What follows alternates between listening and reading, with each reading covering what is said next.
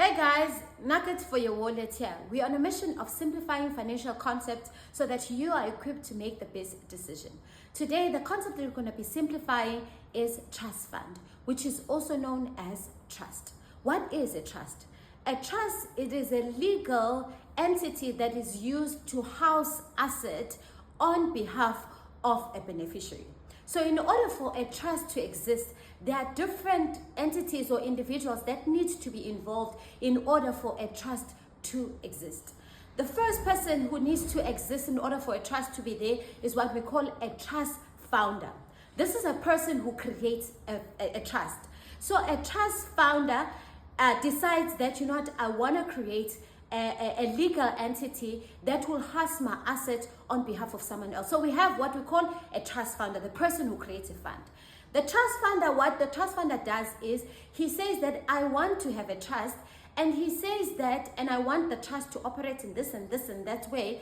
And in order for the trust founder to basically lay out how the trust should function, he writes what is called a trust deed. A trust deed, it is a list of instruction or rules and regulation that governs how the trust needs to operate. So the trust founder creates what we call a trust deed.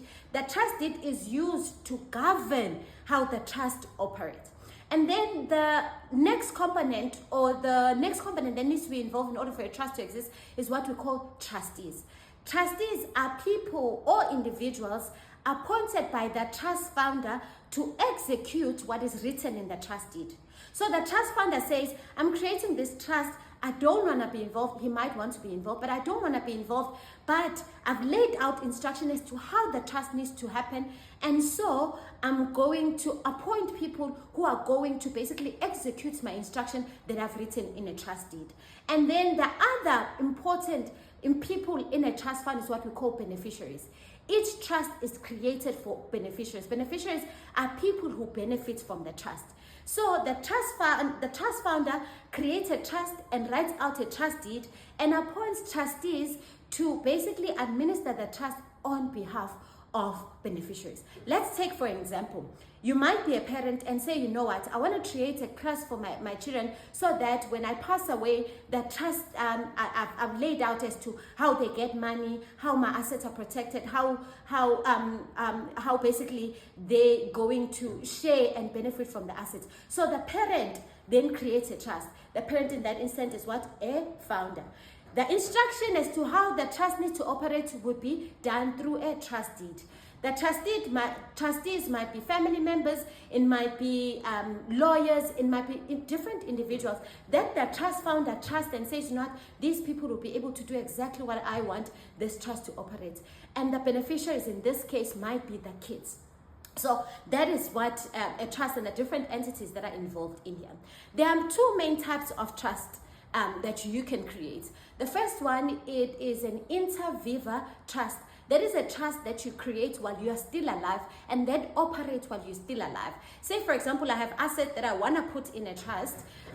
Then I can, while I'm still alive, take those assets, transfer them into a trust, appoint trustees, and say these are the beneficiaries. That is what we call a inter viva trust. And then there is what we call, which is quite common, a testamentary trust. A testamentary trust, that is a trust that only starts to exist once the trust founder passes away. This is a trust that is normally used by people as part of their will to say that, when I pass away, I want this trust to be born, which will take maybe a life cover, my assets, and put them in this trust so that my kids get to benefit. Why do people use trust? What's nice is that trust is perpetual. So meaning that it will continue to exist even if I pass away. So if I leave instruction as a trust founder in a trust deed, those instructions would continue to carry on.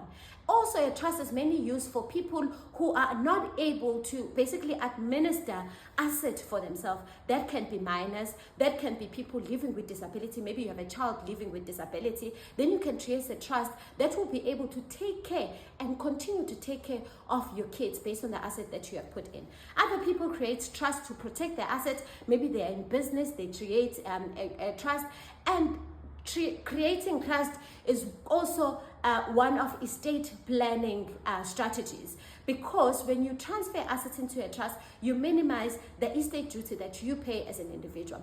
But in a nutshell, a trust is created by a trust founder who says, I want to have a vehicle that will protect and house my assets, and he writes everything and all the instruction and how it should operate in a trust deed, and he appoints trustees to administer and to basically control everything on behalf of beneficiaries, on behalf of people who are going to benefit. So I hope this assists you to have at least an idea of what a trust or a trust fund is, so that when people say so and so is a trust fund, kids, you understand exactly what it is, so that if you want to have your own, you can establish your own. To create a trust fund, you have to register with the Master of the High Court, and it has to be registered with SARS. But it's very important that you understand that trust, there is tax element that is associated with it. So when you create a trust, understand that there is a lot of tax related to it. So you need to make sure that you get proper advice. Nugget for your wallet, signing out.